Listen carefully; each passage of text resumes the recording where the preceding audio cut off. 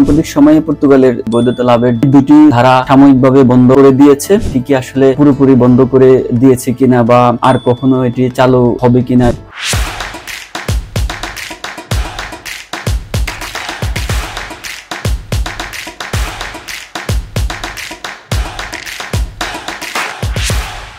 সুপ্রিয় দর্শক, স্বাগত জানাচ্ছি লিসবন থেকে। আশা করি সবাই ভালো আছেন। আমরা জানি যে সাম্প্রতিক সময়ে পর্তুগালের যে সহজ অভিবাসন যে আইনটি ছিল, অর্থাৎ বৈধতা লাভের যে দুটি ধারা ছিল, সেই দুটি ধারা সাময়িকভাবে বন্ধ করে দিয়েছে। মূলত সরকারের পক্ষ থেকে বলা হচ্ছিল পর্তুগালের বৈধ অভিবাসনকে উৎসাহিত করার জন্য মূলত তাদের এই পদক্ষেপ, এবং পর্তুগালের যেই প্রায় 4 লক্ষের মতো পেন্ডিং অ্যাপ্লিকেশন রয়েছে, অর্থাৎ যারা বৈধতা লাভের জন্য আবেদন করে দীর্ঘদিন থেকে অপেক্ষমান রয়েছে, সেইগুলো সর্ট আউট করার জন্য মূলত তাদের এই পদক্ষেপ। কিন্তু আমরা যারা অভিবাসী রয়েছে, বিশেষ করে সাউথ এশিয়া এবং বাংলাদেশ কমিউনিটি যারা রয়েছে, তারা অনেকটাই কিন্তু উদ্বেগ উৎকণ্ঠার মধ্যে রয়েছে। আমরা বিভিন্ন ধরনের প্রশ্ন ঘুরপাক খাচ্ছে যে এটি কি আসলে পুরোপুরি বন্ধ করে দিয়েছে কিনা বা আর কখনো এটি চালু হবে কিনা, এই সুযোগটি আর কখনো দিবে কিনা পর্তুগালের সরকার। এবং অনেকেই একটু আসছিলেন যে এই আইনের মাধ্যমে তারা লিগ্যালাইজেশন নেবে, কিন্তু সেটি তাদের পক্ষে সম্ভব হয়নি। তো আসলে সরকারের পক্ষ থেকে কিন্তু বর্তমান যে সরকার, তারা ক্ষমতায় গ্রহণের আগেই কিন্তু বলা হচ্ছিল যে তারা যদি ক্ষমতায় আসে, অভিবাসনের যে প্রক্রিয়াটি রয়েছে সেটিকে তারা ঢেলে সাজাবে, তারা বৈধ অভিবাসনকে উৎসাহিত করবে। পাশাপাশি যে বিশ্বের ট্যালেন্ট যেসব মানুষজন রয়েছে তাদেরকে আকৃষ্ট করার জন্য তারা নতুন কিছু প্যাকেজ অথবা নতুন কিছু ফর্মুলা তারা নিয়ে আসবে। তো সাম্প্রতিক সময়ে যে একটি ধাক্কা অভিবাসনে লেগেছে পর্তুগালে, সেটি তাদের যে নির্বাচনী প্রতিশ্রুতি ছিল সেটির একটি বহিঃপ্রকাশ। তারা এই কাজগুলো করার পাশাপাশি হচ্ছে যে সমস্ত এন্টিটি পর্তুগালে অভিবাসন নিয়ে কাজ করে তাদেরকেও ঢেলে সাজানোর একটি প্রক্রিয়া তারা গ্রহণ করেছে। তবে অভিবাসন প্রক্রিয়াটি কতদিনের জন্য তারা বন্ধ করেছে অথবা আদৌ তারা সেটি পুনর্বিবেচনা করবে কিনা, সেই বিষয়টি এখনো ক্লিয়ার না। তবে একটি বিষয় তারা নিশ্চিত করেছে যে তারা চাচ্ছে যে বৈধভাবে যেন পর্তুগালে মানুষজন আসে, অর্থাৎ অবৈধভাবে এসে যেই বৈধতা লাভের সুযোগ ছিল সেটি তারা বন্ধ করেছে, কিন্তু বৈধভাবে এসে বৈধতা লাভের সুযোগ আর সেটি এখনো খোলা রয়েছে এবং এই কাজটিকে তারা মূলত প্রমোট করতে চায়। এই কাজটি করার জন্য যে ফর্মুলা, সেটি হচ্ছে ডি ক্যাটাগরির ভিসা রয়েছে, সেই ডি ক্যাটাগরির ভিসার মাধ্যমে মূলত পর্তুগালে এসে এখনো যে কেউ বৈধতা অর্জন করতে পারে, পাশাপাশি এখানে স্থায়ীভাবে বসবাস করতে পারে। আজকে আমি মূলত হচ্ছে ডি ক্যাটাগরির যে সকল ভিসা রয়েছে পর্তুগালে, সেটি পর্তুগালের বাইরে যে কোনো দেশ থেকে মূলত এই ভিসা ক্যাটাগরি অ্যাপ্লাই করে যে কেউ পর্তুগালে এখনো আসতে পারে, এবং কি আসার পরে তারা পর্তুগালের রেসিডেন্স পারমিট থেকে শুরু করে এখানে ব্যবসা বাণিজ্য, চাকরি, পড়াশোনা থেকে শুরু করে অন্যান্য যে অ্যাক্টিভিটি রয়েছে সেগুলোতে তারা অংশগ্রহণ করতে পারে এবং পর্তুগালে তাদের স্থায়ীভাবে বসবাসের সুযোগ নিতে পারে। প্রথমে যে ডি ক্যাটাগরির ভিসা রয়েছে সেটি হচ্ছে D1 ক্যাটাগরির ভিসা। D1 ক্যাটাগরি হচ্ছে এটিকে অনেকে ওয়ার্ক পারমিট বলে থাকে বা সিজনাল ওয়ার্ক ভিসা বলে থাকে অথবা এমপ্লয়মেন্ট ভিসাও অনেকে বলে থাকে। তো মূলত D1 ভিসার মাধ্যমে যারা পর্তুগালে শর্ট টাইম অথবা লং টার্ম কাজের ভিসাতে আসবে, তারা D1 ভিসা নিয়ে আসবে। পর্তুগালের যে রেসপেক্টিভ এম্বাসি রয়েছে বিভিন্ন দেশে, সেই সকল এম্বাসির মাধ্যমে মূলত এই D1 ক্যাটাগরির ভিসা আবেদন করে এখনো পর্তুগালে আসার সুযোগ রয়েছে। মূলত এখানে কনস্ট্রাকশন, এগ্রিকালচার এবং ট্যুরিজম এই তিনটি সেক্টরে D1 ক্যাটাগরির ভিসাতে কেউ চাইলে কিন্তু এখানে আসতে পারে। তারপরে যে ভিসা ক্যাটাগরি রয়েছে সেটি হচ্ছে D2 ভিসা ক্যাটাগরি। এটি মূলত হচ্ছে এন্টারপ্রেনিউর এবং বিজনেস ভিসা ক্যাটাগরি এবং স্টার্টআপ ও এই ক্যাটাগরির মধ্যে অন্তর্ভুক্ত।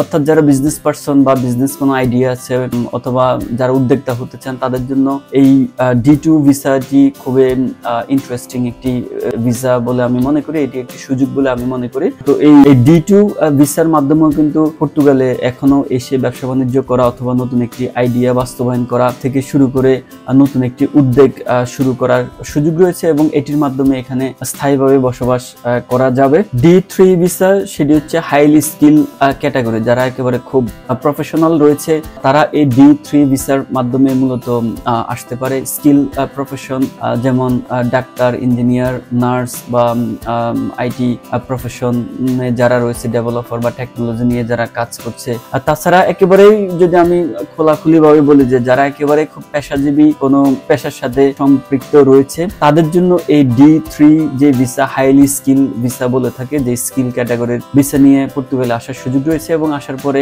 এখানে স্থায়ীভাবে বসবাস থেকে শুরু করে অন্যান্য সুযোগ সুবিধা তারা নিতে পারে। এরপরে রয়েছে D4 ক্যাটাগরির ভিসা, যেটি হচ্ছে স্টুডেন্ট ভিসা হিসেবে আমরা চিনে থাকি। পর্তুগালে যারা ব্যাচেলর, পোস্ট গ্রাজুয়েশন, মাস্টার্স অথবা PhD লেভেলে পড়াশোনা করতে চায় তারা D4 যে ভিসা ক্যাটাগরি রয়েছে সেই ভিসা ক্যাটাগরি নিয়ে তারা পর্তুগালে আসতে পারে এবং আসার পরে তাদের যেই পড়াশোনা এবং পড়াশোনার পাশাপাশি তাদের যে কাজকর্ম সেটি তারা করতে পারে। D4 ভিসাটি চমৎকার একটি ভিসা ক্যাটাগরি। যারা সত্যিকারের স্টুডেন্ট, যারা ট্যালেন্টেড স্টুডেন্ট, তারা চাইলে পর্তুগালে ওয়ার্ল্ড ক্লাস পড়াশোনার পাশাপাশি এখানে স্থায়ীভাবে বসবাস এবং কাজকর্ম করার একটি সুযোগ তারা পাবে। তারপরে রয়েছে D6 ভিসা, যেটি ফ্যামিলি ভিসা হিসেবে পরিচিত। এখানে পর্তুগালের যে সকল রেসিডেন্স পারমিট হোল্ডার অথবা পাসপোর্ট হোল্ডার যারা রয়েছে তারা ফ্যামিলি রিউনিফিকেশনের জন্য তারা আবেদন করতে পারে, পাশাপাশি যারা পাসপোর্ট হোল্ডার রয়েছে তাদের ফ্যামিলি রিউনিফিকেশনের জন্য আবেদন করতে পারে। এগুলা D6 ভিসার ক্যাটাগরিতে পড়ে থাকে।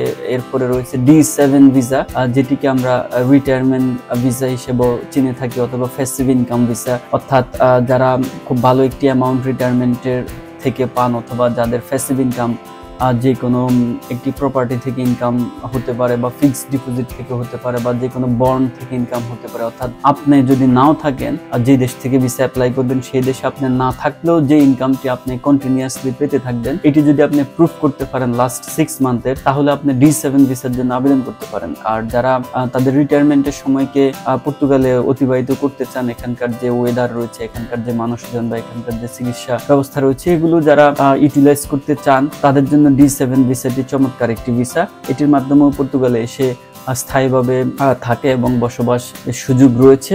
তারপরে যে D8 যে ক্যাটাগরির ভিসা রয়েছে সেটি হচ্ছে ডিজিটাল নোমাড ভিসা।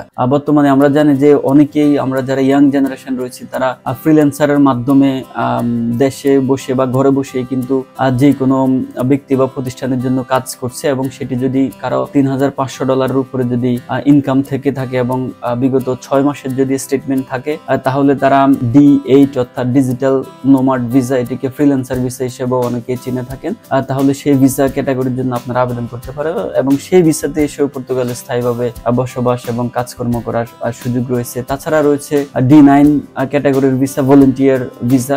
পর্তুগালে প্রতি বছর প্রায় 100-র বেশি ইন্টারন্যাশনাল ইভেন্ট অর্গানাইজ হয় এবং এখানকার যে বিভিন্ন ন্যাশনাল এবং ইন্টারন্যাশনাল অর্গানাইজেশন রয়েছে সেগুলোতেও যদি কেউ ভলান্টিয়ার অ্যাক্টিভিটি করতে চায় তাহলে তারা পর্তুগিজ কনসুলেট অথবা এম্বাসি থেকে D9 ক্যাটাগরির ভিসা নিয়ে এখানে আসতে পারে এবং আসার পরে এখানে তারা নির্দিষ্ট সময়ের জন্য এখানে তারা কাজকর্ম থেকে বসবাস তারা করার সুযোগ রয়েছে।